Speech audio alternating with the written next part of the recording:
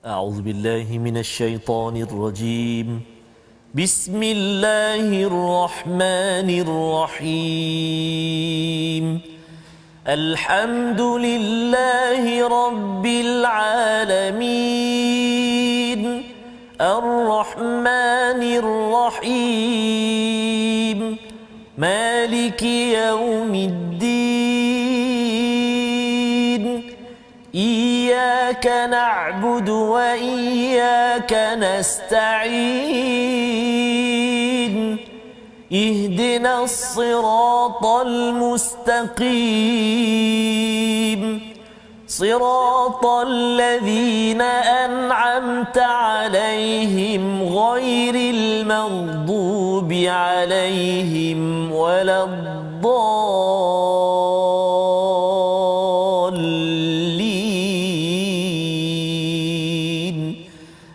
آمين. Assalamualaikum warahmatullahi wabarakatuh. Alhamdulillah wassalatu wassalamu ala Rasulillah wa ala alihi wa man wala syada la ilaha illallah syadana Muhammadan abduhu wa rasuluh. Allahumma salli ala sayidina Muhammad wa ala alihi wa sahbihi ajma'in. Amma ba'd. Kita memanjatkan kesyukuran pada Allah Subhanahu wa taala. Alhamdulillahillazi anzala ala 'abdihi alkitaba wa lam yaj'al lahu 'iwaja. Kita memohon pada Allah Subhanahu wa taala, kita memuji kepada Allah yang menurunkan kepada hamba-Nya Nabi sallallahu alaihi wasallam, juga kepada kita sebagai umat Nabi Muhammad Quran, ya, kitab yang tidak ada kebingkukan di dalamnya. Itulah yang kita baca ayat pertama daripada surah Al-Kahfi pada hari Jumaat yang penuh barakah pada hari ini, dan kita ingin teruskan melihat kepada kitab sumber peraturan perlembagaan ini dengan penuh semangat, dengan penuh barakah. Hari Jumaat adalah hari reset, ya, untuk kita rejuvenate, untuk menyegarkan kembali iman kita. Kalau katakan setiap hari kita ada solat, pada setiap minggu ada hari Jumaat, pada setiap tahun kita ada Ramadan, pada sekali dalam kehidupan kita ada apa yang dinamakan sebagai Hajj. Yang kita doa pada Allah Subhanahu taala pada hari ini, kita diberkati pada hari Jumaat ini, pada hari-hari seterusnya mendalami halaman 199 bersama dengan Ustaz Tarmizi Abdul Rahman. Apa khabar Ustaz? Alhamdulillah Ustaz Fazrul. Subhanallah. Bertemu lagi kita dengan hari Jumaat Ustaz, ya. Betul, Baru je rasa hari Jumaat itu hari. Betul. Ya, kalau siapa yang baca surah Al-Kahfi tu, dia kalau kat rumah saya kadang-kadang anak saya dah baca surah Al-Kahfi kan. Itu antara tanda baik ataupun tak baik, okey, tetapi yang pastinya masa tidak menunggu, ya. Kita selalu membaca surah Al-Asr, itu maksudnya demi masa, demi waktu asar, demi sesuatu yang diperah Ustaz, ya. Maksudnya kita kena perah usia kita, dan saya ucapkan tahniah pada tuan-tuan, kita bersyukur kepada Allah, kita perah usia kita walaupun mungkin baru berumur belasan tahun, 20 tahun, 30 tahun, ataupun ada yang kata 70, 80 tahun saja, untuk memerah usia di depan Al-Quran, agar Allah nanti tanya apa yang digunakan dengan kehidupan kita selama ini, kita bolehlah beritahu ada sedikit jus daripada perahan usia kita ini, jus yang ikhlas, amal yang ikhlas yang kita ingin persembahkan di hadapan Allah Subhanahu Wa Taala. Maka pada hari ini kita ingin menyambung kepada halaman 199. Mari sama-sama kita lihat apakah sinopsisnya. Pada ayat yang ke-73 hingga ayat 74, jihad terhadap orang kafir dan orang munafik serta apakah sebabnya. Ya, kita akan melihat apa sebab perlu diperangi, ya. Sebagaimana kita lihat berkali-kali dalam surah At-Taubah ini, mesejnya amat tegas kepada Nabi, kepada sahabat, dan juga untuk diambil tindakan, dan juga mesej itu tegas kepada kita pada waktu ini untuk memahami mengikut konteks yang tepat. Diikuti pada ayat 75 hingga 78, pendustaan orang munafik, pelanggaran terhadap janji dan kesepakatan serta kisah palsu Sa'labah bin Hatib, ya. Yang ini berkaitan dengan bagaimana orang-orang munafik ini merancang untuk memusnahkan, membunuh Nabi. Mereka melanggar janji, dan apakah kesan daripada perkara tersebut. Disambung dengan ayat yang ke-79, celaan orang munafik terhadap orang mukmin dan tidak ada keampunan bagi mereka, di mana mereka ini suka mengutuk orang-orang yang berjuang, orang yang bersedekah. Kalau sedekahnya sedikit, dia menghina-hinakan.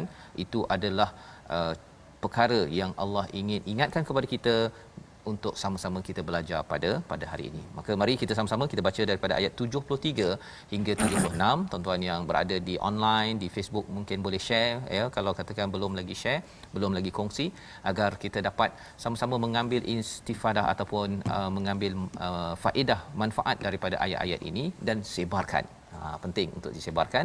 Bersama kita Ustaz Tarmizi Abdul Rahman. Baik, terima kasih kepada Ustaz Fazrul. Assalamualaikum warahmatullahi wabarakatuh. Bismillahirrahmanirrahim.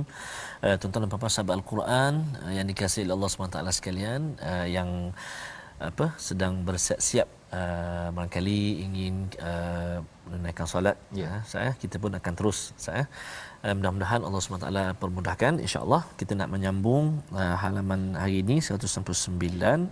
Panjang juga yang kita nak baca ni, ayat yang ke-73 sampai 76. Apa kata kita cuba dulu sama-sama kita baca dengan bacaan Murattal Hijaz, insyaAllah. A'udzu billahi minasyaitonir rajim. Ya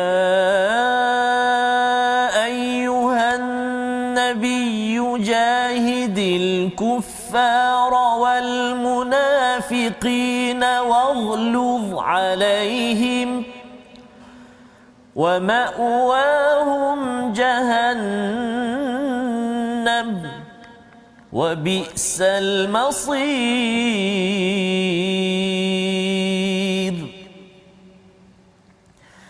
يحلفون بالله ما قالوا ولقد قالوا كلمة الكفر وكفروا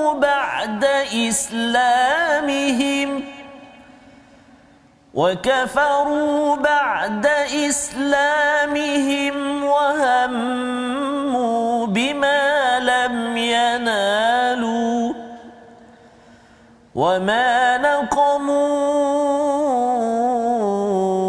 إلا أن أغناهم الله ورسوله من فضله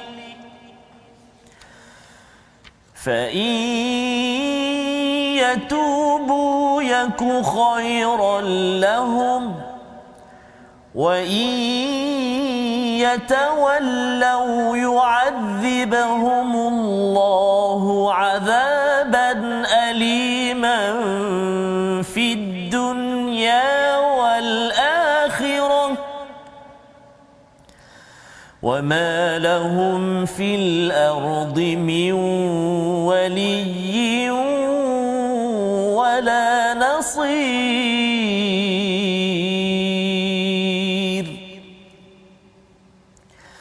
ومنهم من عاهد الله لئن آتانا من فضله لئن آتانا من فضله لنصدقن ولنكونن من الصالحين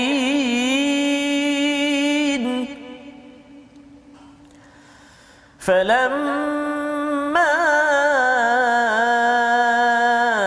آتاهم من فضله بخلوا به وتولوا وهم معرضون صدق الله العظيم. Surah Al-Azim, kita bacaan daripada ayat 73 hingga 76, agak panjang Ustaz ya. Ya, alhamdulillah ya, dan harapnya itu adalah sumber pahala Allah ganjarkan dengan cara yang terbaik bersama dengan tuan-tuan yang membaca pada hari Jumaat penuh barakah ini. Wahai Nabi, ya ayuhan Nabi, jahidil kuffar, berjihadlah melawan orang-orang kafir, pertama, dan yang keduanya adalah wal munafiqin, dan orang-orang munafik. Jadi ini adalah satu seruan yang diberikan pada Nabi sallallahu alaihi wasallam selepas Nabi balik daripada perang Tabuk, perang yang mengumpulkan tentera Islam 30,000 melawan tentera Rom, tetapi peperangan itu tidak jadi. Maka mereka balik dengan kemenangan. Balik sahaja ya, mereka ini sudah diseru untuk berperang tetapi tidak jadi perang. Sama macam Fathu Mekah juga Ustaz ya. Diseru untuk berperang sampainya tak boleh diperang ya. Pasal sebenarnya perang bukanlah objektif Islam. Itu penting ya. Kalau katakan orang nak serang, kita kena lindungi, ataupun kalau katakan ia mengacau hak-hak orang lain, maka ia perlu diperangi. Tetapi kalau katakan orang sana tak nak perang, no, kita tidak mahu berperang kerana Islam adalah agama kesejahteraan. Perlu kita penting, saya ulang banyak kali dalam surah At-Taubah ini, satu untuk saya lah kan, pasal kadang-kadang waktu di luar negara dulu orang cakap ayat-ayat surah At-Taubah ni memang saya jam, Ustaz. Tak boleh jawab. Ya, pasal apa? Pasal sendiri pun tak belajar, ya, bacalah kan, tetapi tak faham. Jadi bila dalam peristiwa September 11 Ustaz, waktu itu saya di sana, orang cakap ayat-ayat inilah semua. Dan baru saya terkenang balik, oh sebenarnya ayat inilah yang ditanya oleh orang Yahudi, orang Kristian yang datang ke Islamic Center tempat saya waktu itu, saya jadi presiden Muslim Student Association. Jadi tanya, kata no, tapi tak dapat nak jawab. Ya, jadi harapnya ini peringatan untuk saya tuan-tuan sekalian, bahawa dalam baliknya Nabi daripada perang Tabuk itu, Allah menyeru pada Nabi, ya, seruan juga untuk kita, ya, bila Allah panggil Nabi itu, kalau kita ikut betul-betul sayang kepada Nabi yang amat pemurah, amat pelembut itu, lemah lembut itu, diseru untuk jahidil kuffar wal munafiqin. Berperanglah, ya, berjihadlah kepada kufar wal munafikin. Mungkin lebih tepat istilah terjemahannya, kalau dia amazing ni perangilah, tapi yang lebih tepat adalah bersungguh-sungguh berjihad. Apa maksud jihad? Bersungguh-sungguh untuk melawan orang kafir kalau dah balik perang itu, tetapi bukan berhenti di medan perang sahaja. Perjuangan jihad ini adalah lebih luas lagi daripada medan perang. Maka dalam hal ini jihad bukan semestinya perang. Jihad ini contohnya kita bersungguh-sungguh untuk baca Quran, jihad. Bersungguh-sungguh untuk bangun solat, jihad. Bersungguh-sungguh cikgu-cikgu mengajar anak bangsa untuk memahami ilmu, memahami agama, jihad. Kita nak kumpulkan dana untuk bangunkan masjid dan juga hospital, untuk membangunkan rumah membantu orang miskin, jihad. Maka apa-apa sahaja yang boleh menaikkan nama Allah, menaikkan mesej Al-Quran dan juga mesej daripada Rasul sallallahu alaihi wasallam, itu namanya jihad, ya. Maka kalau ada kufar, siapa kufar? Adakah namanya acong saja kafir terus? Bukan. Kufar ini adalah orang yang ada kebenaran dan dia tutup kebenaran tersebut, malah menentang kepada kebenaran, itu namanya kufar. Bukannya kalau dia, kita kawannya, kita namanya acong, ya, kemudian kita kata dia kafir. Bukan, ya. Selagi kita tidak menunaikan tanggungjawab, kita kena faham surah At-Taubah ini turun selepas 20 tahun Nabi berdakwah. 20 tahun, tuan-tuan. Jadi maksudnya kalau kita ada acong, ya, kalau kita tak pernah pun cakap pasal Islam, pasal tauhid pada dia, seganlah saya, takut dia sensitif. Sebenarnya apa? Sebenarnya bila tak tunaikan tanggungjawab itu, dia tidak digelar sebagai kafir lagi. Tak layak digelar sebagai kafir. Ya, malah mereka boleh dakwa kita pula. Ya, itu yang kita takut tu, Ustaz, ya. Harapnya saya adalah sikit kawan, saya boleh kongsi-kongsi, Ustaz pun ada, Ustaz, ya. Tuan-tuan yang berada di rumah yang makin dekat dengan Al-Quran, kita nak share, ya.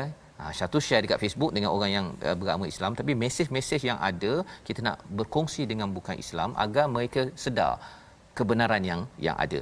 Maka Allah kata kalau mereka ni menentang, kufar ini mereka yang dapat kebenaran menentang kepada Islam, dia tak nak bagi orang Islam sembahyang, tak nak dengar azan, dia kata kalau solat di tempat kerja dia akan buang kerja, itu kufar. Orang begini kita kena berjihad. Bukan perang, ya. Kita mesti, kalau perang tu medan perang pakai pedang. Tapi yang ini kalau tidak ada perang, maksudnya kena bersungguh-sungguh untuk berinteraksi dengannya, wal munafiqin, dan juga orang munafik. Dan apakah sikap kita? Waghluz alaihim, iaitu mesti bersifat tegas dan jangan terlampau sensitif pasal hati mereka. Itu penting juga, Ustaz. Pasal dulu saya kan, kalau katakan saya nak ceramah kepada ada orang bukan Islam dalam tu, saya segan nak baca Quran, Ustaz. Masya-Allah. Saya segan pasal saya rasa nanti dia rasa sensitif, takut dia terasa. Ini sebenarnya siapa yang terasa sepatutnya? Sepatutnya kita yang patut terasa kalau ayat Al-Quran itu tidak didengarkan. Itu namanya waghluz alaihim. Maksudnya bersifat tegas bahawa saya ada kebenaran, saya nak share, ya, dan kalau kamu ada kebenaran tolong beritahu, ya, kalau kamu ada hujah, pasal Islam ini berdiri atas hujah. Wa ma'wahum jahannam wa bi'sal masir, ya. Apa maksudnya? Tempat mereka adalah neraka jahanam dan itulah seburuk-buruk tempat kembali. Jadi bila Allah bawakan perkara ini, mereka ini sudah melawan, ya, kepada Islam, tapi kufar ini melawan daripada luar, Ustaz, ya. Munafik ini dia boleh melawan daripada dalam. Cara dia macam mana? Kalau kufar ini dia serang pakai pedang, lawan pakai pedang. Tapi munafik ini kadang-kadang dia tak lawan pakai pedang. Dia dah masuk dalam Islam. Orang ni pun namanya Islam tapi dia nak menghancurkan Islam. Dia munafik ada dua. Satu dari segi yang memang jadi spy, yang memang nak menghancurkan Islam dari dalam. Duri dalam daging. Itu nombor satu. Nombor dua ialah munafik yang dimaksudkan ialah kalau orang tu agama Islam tapi ada ciri-ciri malas nak solat, dia suka dia tak nak derma untuk perkara-perkara kebaikan, itu satu lagi munafik. Nabi kata apa? Nak berjuang ini dua-dua kena hadapi. Allah suruh kepada Nabi, kepada kita semua, dan kufar jelas di luar ya, tetapi munafik ini dia lebih mencabar Ustaz. Pasal dia ada di sekeliling ya, zaman Nabi, zaman sahabat, di mana mereka ni malas. Dia kalau ada 4 dalam hadis Nabi itu kan, yang dia bercakap, dia mungkir janji, tidak amanah, menipu, kalau bergaduh suka lama-lama. Sebabnya kalau kita tengok dekat Facebook, kalau ada orang tu orang cakap sikit dia nak bergaduh kan, dialah yang dan dia dibayar untuk jadi cyber trooper begitu. Orang ini kita doakan agar tidak jadi orang munafik. Ya, pasal apa? Pasal munafik ni dia memang nak bagi sahabat Nabi bergaduh, berpecah ya. Dia tak suka pasal apa? Kalau berpecah nanti dia boleh main-mainkan, dia pergi ke sana, bagilah harta kat aku, kau bagilah kat aku. Dia ada interest, dia ada keinginan yang tersendiri. Jadi Allah menyatakan ini seburuk-buruk tempat kepada dua kumpulan ini, jadi jangan beri peluang. Apakah sebabnya? Yahlifuna billah ya, mereka itu bersumpah dengan nama Allah Subhanahu Wa Taala. Mereka bersumpah, mereka kata okey, kami tak buat lagi apa kesilapan kami bersama kamu. Maqalu ya, bersumpah dengan nama Allah bahawa mereka tidak mengatakan sesuatu yang menyakiti Nabi sallallahu alaihi wasallam. Sebelum ini ada yang bercakap tentang huwa udhun ya. Mereka ejek Nabi ni, Nabi ni alah. Aku cakap je apa-apa kat dia mesti dengar je kan. Itu sifat Nabi yang kita kena ambil lah Ustaz ya. Maksudnya kita mendengar siapa saja nak bercakap dengan kita ya. Tetapi dalam masa yang sama Nabi bukan terima semua. Orang munafik dia pergi kutuk Nabi ya, malah apa yang dibuat, wa kafaru ya, ba'da islamihim, mereka kufur setelah Islam, wa hammu bima lam yanalu, mereka ini ingin sangat apa yang tidak mereka capai. Apa yang mereka tidak capai, mereka nak hancurkan Nabi. Dalam peristiwa Tabuk Ustaz ni, ketika balik itu Nabi lalu pada satu kawasan, ada golongan munafik itu, dia beberapa belas orang, dia nak pergi cuba bunuh Nabi, tapi Allah bagi tahu wahyu ya, namanya tersenarai golongan munafik itu. Yang dapat maklumat Nabi beritahu pada Huzaifah dan juga pada Ammar pada waktu itu, Ammar bin Yasir ya, segera bertindak memukul bahagian depan ya. Ini dalam peristiwa Tabuk lah ya. Maksudnya dapat dikalahkan mereka ini. Tapi nak ceritanya, bila ada senarai nama munafik itu, Saidina Umar pun tanya kepada Huzaifah, nama aku ada tak? Subhanallah. Kan? Sahabat-sahabat yang lain pun tanya, nama aku ada tak? Jadi Huzaifah kena simpan pasal rahsia. Jadi tak beritahu namanya, tapi Huzaifah cakap bahawa nama kau tak ada. Tapi nak ceritanya sahabat bimbang, itulah sikap juga yang kita perlu ada. Kita bimbang. Kita nampak baca-baca ni ingat kan macam Abdullah bin Ubay bin Salul saja Ustaz ya, tapi khawatir ianya masuk ke dalam diri kita ya, iaitu apa lagi? Wama naqamu ya. Dan apakah yang mereka lakukan?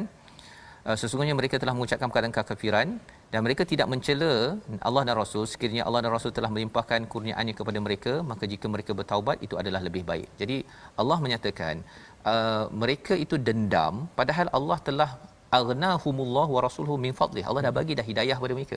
Fadl yang Allah berikan pada mereka adalah hidayah, dapat rasul, dapat harta ghanimah apa sebagainya selama ini, tapi mereka tak puas hati Ustaz.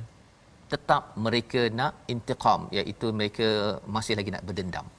Apa masalahnya? Pasal yang isunya tadi, mereka punya imannya itu tidak betul-betul kepada Allah dan Rasul. Tetapi Allah kata fa in yatubu. Ini surah At-Taubah ya, garang-garang macam mana pun Allah kata kalau kamu, Allah pujuk. Kalau kamu taubat, lebih baik sebenarnya. Kau dapat bahagia sampai ke syurga kan, berbanding dengan dapat sikit, talam dua muka kan, pergi sana dapat sikit, betul dapat sikit tapi hati tak tentu arah. Ya, wa in yatawallau yu'adzibuhumullah, jika kamu berpaling Allah akan azab di mana? Fid dunya wal akhirah. Di dunia lagi dah ada azab yang pedih, dan di akhirat lagi pedih. Wama lahum fil ardi min waliyyin wala nasir. Subhanallah. Di sini Ustaz ya. Wama lahum fil ard. Di bumi lagi tidak ada pelindung, tidak ada orang nak tolong. Ini kesan orang munafik yang kita kena pastikan jangan sampai ia masuk ke dalam diri kita. Kita rasa macam kalau pergi ke sana bertalam dua muka itu, ya, terutama bab akidah itu, kita rasa macam okey apa kita ni masyarakat majmuk. Kan. Kita ni bercakap dengan orang yang macam-macam kaum. Ya, bercakap dengan semua orang. Nabi bercakap dengan semua orang. Tetapi ideanya ialah jangan sampai kita rasa macam alah Quran ni tak payah sokong sangatlah. Janganlah Quranik sangat. Kan. Cakap dengan orang bukan Islam ni tak payahlah nak push sangat kepada tauhid. Kalau tak kita siapa? Kalau tak kita, orang lain ada yang lebih serius untuk menyampaikan mesej agama ini, mesej kebenaran ini. Dan inilah pelajaran sehingga ayat 74 membawa kepada perkataan pilihan kita pada hari ini, iaitu perkataan sara ataupun sayara, bermaksud menjadi, kembali, berpindah, berpaling sampai ke destinasi. Inilah yang berulang 29 kali di dalam Al-Quran, dan Allah mengingatkan pada ayat 73 di hujung sekali, wa bi'sal masir. Ini adalah tempat yang seburuk-buruk untuk kembali. Ya, kalau ustaz ya. Ya, betul Ustaz. Pergi hotel. Allah. Ya. Lepas tu anak tu nak duduk hotel ke nak balik rumah Ustaz? Oh, nak duduk Nak, kalau boleh duduk kat hotel kan. Tambah lagi kan. Okey. Dan kalau katakan terpaksa baliklah juga. Betul. Balik ke rumah. Paling kurang pun anak suka. Betul. Tetapi Allah kata kat sini wa bi'sal masir, adalah tempat seburuk-buruknya. Kalau dekat dunia ini terpaksa cari sana cari sini, susah payah, ya. Tetapi bila sampai ke sana lagi payah, kan?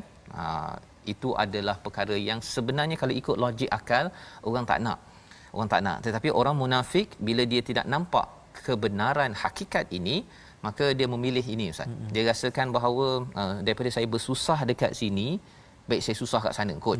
Itu cara tak tahulah cara fikir macam tu kan. Tetapi ideanya ialah berbanding dengan saya susah di sini, biarlah saya baik di sana. Jadi alang-alang susah, alang-alang menyeluk pekasam, apa Ustaz? Sampai ke pangkal lengan.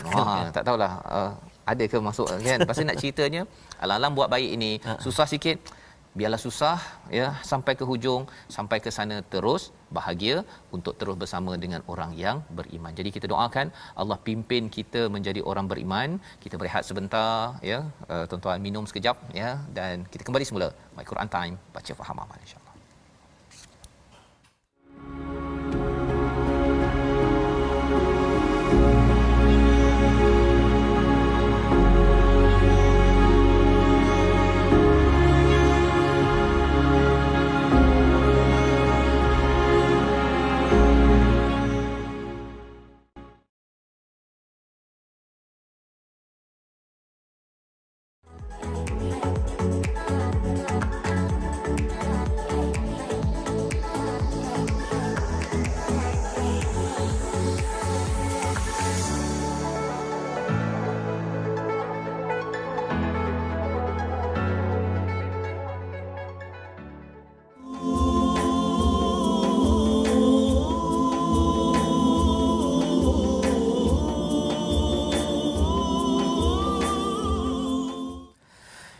Ya Nabi salam alaika, Ya Rasul salam alaika, Ya Nabi salam alaika, Ya Rasul salam alaika. Allahumma salli ala Sayyidina Muhammad wa ala ali Sayyidina Muhammad. Perbanyakkan ucapan salawat dan salam ke atas kekasih kita, junjungan besar Nabi kita Nabi Muhammad sallallahu alaihi wa ala alihi wasahbihi barakallahu. Selawat banyak-banyak insya-Allah taala saya di penghulu segala hari ini saya selalu sekarang dah kerap dapat ke masjid alhamdulillah Ustaz, sebab selalu kan diwar-warkan ataupun disebut dalam khutbah dan sebagainya, innallaha wa malaikatahu yusalluna 'alan nabi ya ayyuhallazina amanu sallu 'alaihi wa sallimu taslima. Banyak kan ucapan selawat dan salam Ustaz. Subhanallah. Jadi alhamdulillah kita nak menyambung ulang kaji kita dalam bahagian tajwid pada hari ini, tuan-tuan dan puan-puan sahabat Al-Quran yang dikasihi oleh Allah Subhanahu Wa Taala sekalian. Kita berbicara tentang, masih lagi menyambung tentang hukum mim sakinah, hukum mim mati ataupun mim sakinah. Iaitulah dalam Al-Quran ini sekadar perkongsian, dalam Al-Quran mim sakinah terdapat pada mim mati terdapat pada pertama terdapat pada isim ataupun kata nama. Contoh alhamdu, alhamdulillah kan, alhamdu satu. Kemudian yang kedua terdapat pada fa'il, kata perbuatan. Contohnya iaitulah pada an'amta, allati an'amta, an'amta. Okey, mim mati kat situ. Kemudian yang ketiga terdapat mim mati pada haraf ataupun kata sendi. Contohnya amlam, amlam. Kan? Amlam. Jadi itu antara tiga tempat dalam Al-Quran, maksudnya mim sakinah terdapat pada tiga keadaan ini. Dan harus kita ingat juga, mungkin kita boleh ulang kaji sedikit makhraj huruf mim, tempat keluar huruf mim, iaitulah di khayshum, al-khayshum, makhraj al-khayshum, iaitu pangkal hidung. Khayshum ialah bahagian pangkal hidung dan berfungsi menghasilkan suara sama ada dengung pada huruf nun berbaris dan mim berbaris dengan dengung. Maksudnya ni kita nak kenal pasti tempat keluar suara dengung khayshum, iaitu dua huruf nun dan juga mim. Kan disebut tekanan udara ke pangkal hidung menyebabkan terhasil suara dengung. Tu ni tekanan udara ke pangkal hidung, kan? Cuba tuan-tuan buat kan, tu maksudnya nak kongsi kat sini, nak berlatih dekat sini, makhraj huruf mim, nak latihan lah, ulang kaji. Macam kat sini ada anna, inna, amma, imma, ummu, mi, tu kan. Jadi subhanallah, boleh tengok gambar rajah itu kan, pangkal tekanan ada ke pangkal hidung, pangkal hidung.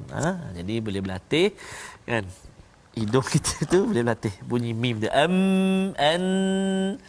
kan. Jadi itulah sebagai ulang kaji kita tiga keadaan tadi, huruf mim mati tadi, mim dan mati. Kita ulang kaji sikit tempat mim keluar nun dengan mim tu kan.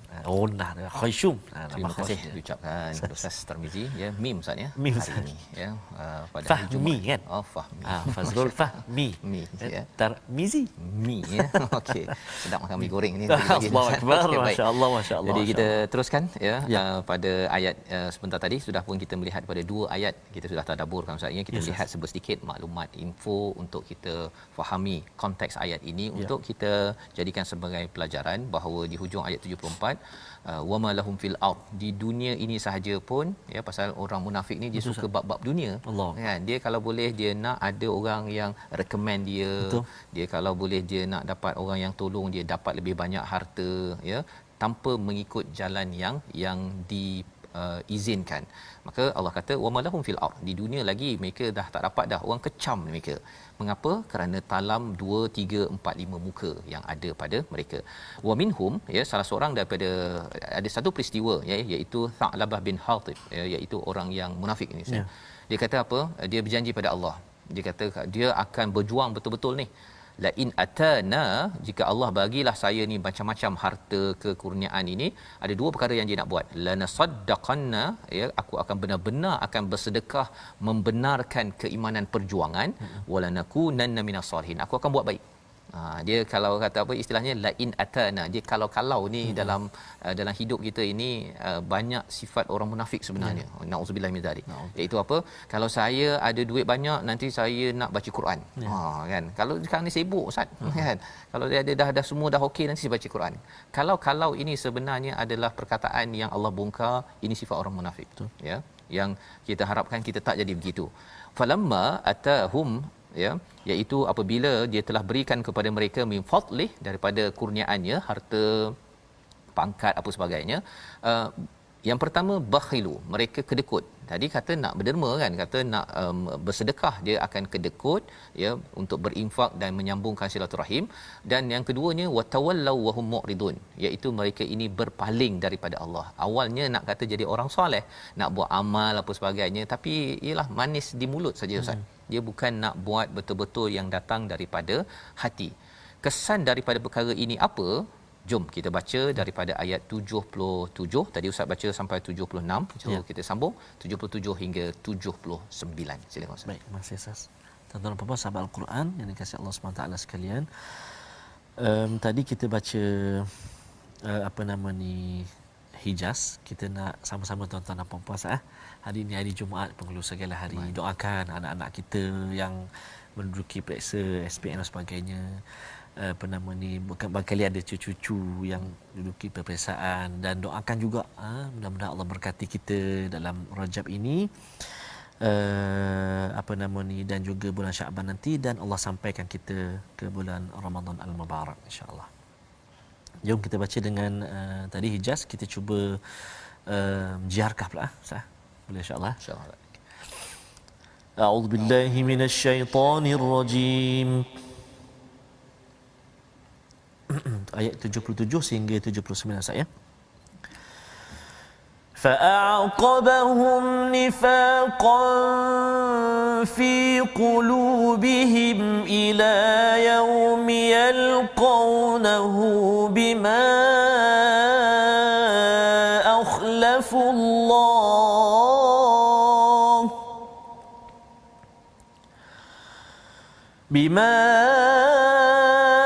أخلفوا الله ما وعدوه وبما كانوا يكذبون ألم يعلموا أن الله يعلم سرهم ونجواهم وأن الله علام الغيوب الذين يلمزون المطوعين من المؤمنين في الصدقات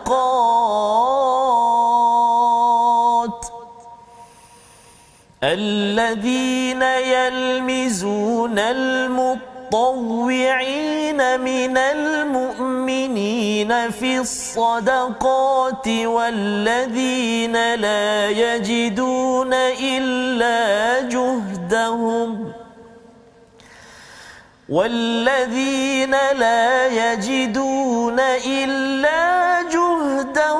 فيسخرون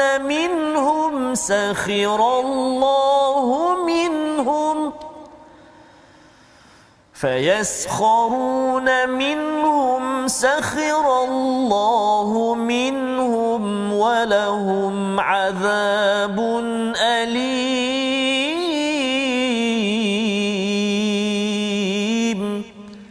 صدق الله العظيم. Surah Al-Azim, gitulah ayat 77 hingga 79 menyambung kepada apakah kesan daripada sifat-sifat orang munafik, ya, apabila mereka kata kalau katakan kami diberi harta, kalau kami diberikan lebih banyak lagi kemudahan, pangkat, dari segi kuasa apa sebagainya, kami pasti akan buat yang pertama sedekah, ya, untuk membenarkan keimanan mereka, dan juga beramal soleh.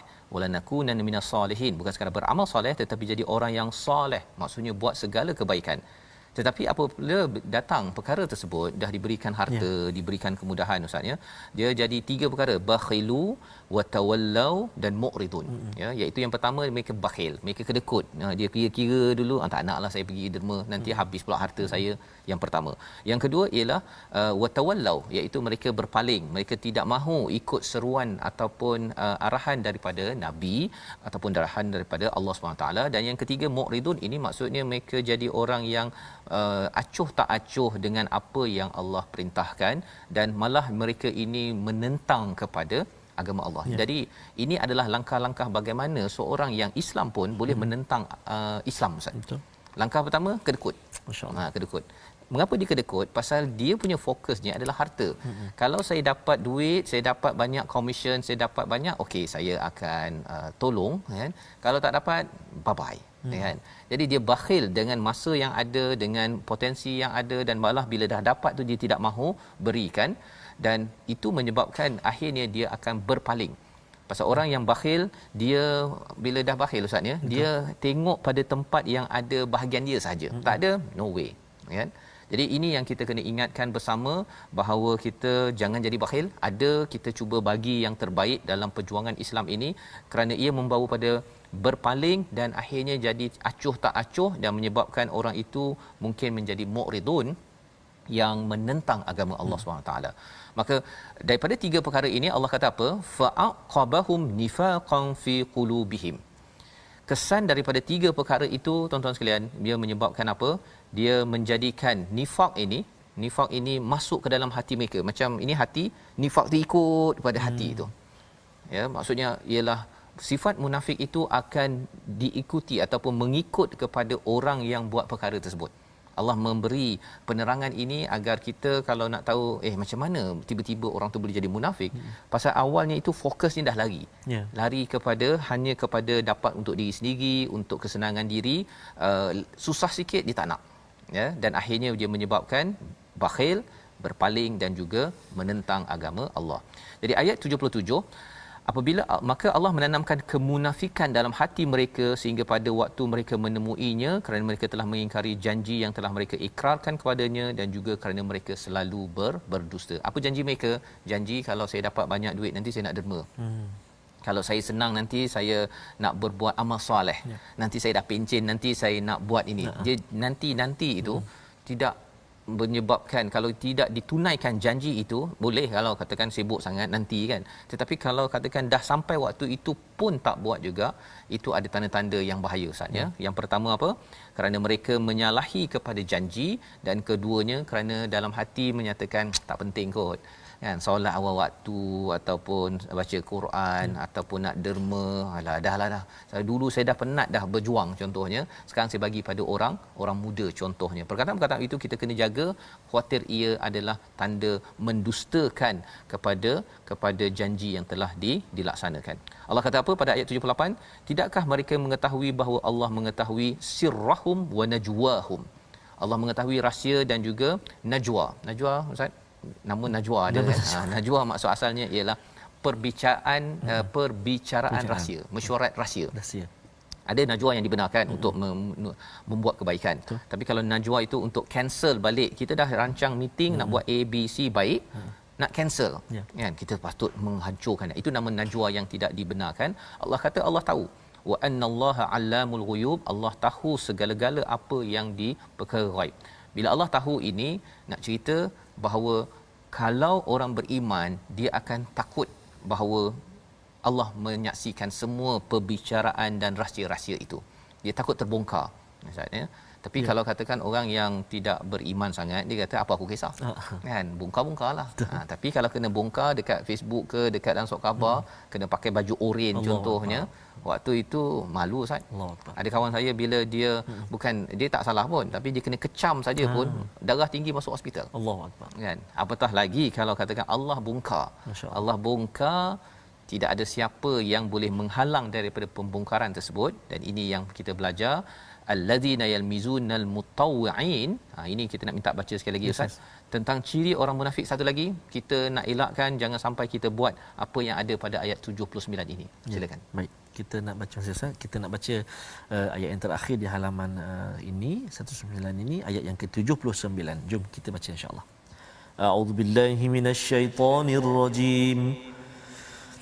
Alladzina yalmizunal مطوعين من المؤمنين في الصدقات والذين لا يجدون إلا جهدهم والذين لا يجدون إلا جهدهم فيسخرون منهم سخر الله منهم فيسخرون منهم سخر الله منهم ولهم عذاب أليم صدق الله العظيم. Surah Al-Azim, itulah ayat 79. Allah mengingatkan tentang sifat orang munafik. Menarik Ustaznya, ayat 77 cerita pasal orang munafik, tiba-tiba ayat 78 terus Allah cakap tentang Allah ni mengetahui perkara ghaib, masuk balik sifat orang munafik. Ya, pasal apa? Pasal orang munafik merasakan bahawa Allah tak tahu. Ataupun apa aku kisah. Betul. Kan? Pasal mengapa dia jadi apa aku kisah? Pasal awalnya dia bakhil. Bakhil membawa kepada berpaling, membawa kepada apa aku kisah, mu'ridun. Orang yang apa istilah dalam surah apa Az-Zukhruf tu, ma'isyatan dongka ataupun kalau wa may ya'shu an zikri, kan maksudnya bila seseorang itu rabun daripada apa mengingati Allah, maka dia akan rasa acuh tak acuh aja dengan apa yang disampaikan. Tetapi kalau dia faham, dia tahu ayah dia kata abah tengok kamu, kan, kalau dia rasa acuh, ya, dia akan rasa oh lama abah tahulah saya, kan. Tapi kalau dia rasa dia tak kisah apa yang abah cakap tadi tu, dia buat jelah apa yang dia nak buat. Jadi itu idea tentang bagaimana manusia, psikologi manusia. Dan dalam ayat yang ke-78 ni, psikologi bagi orang munafik dia suka kutuk orang, Ustaz. Dia suka kutuk orang. Dia kalau orang yang berderma, ya, al-mutawwi'ina minal mu'minina fi sadaqah, dia derma secara sukarela, dia kutuk. Lah nak derma-derma, nak berjuang konon, kan. Yang pertama, yang kedua, walladzina la yajiduna illa juhdahum. Dia mengutuk kepada orang-orang yang tak ada apa-apa sangat. Ada sahabat yang dia dapat sikit income, dapat sikit gaji, dia bagi 50% kepada keluarganya, 50% kepada perjuangan, tapi tak berapa banyak sangat. Jadi dia kata ini yang akan mengalahkan tentera Rom. Sampai tahap begitu sekali dia kutuk kepada orang-orang yang ini. Malah kat sini istilahnya menarik, la yajiduna illa juhdahum.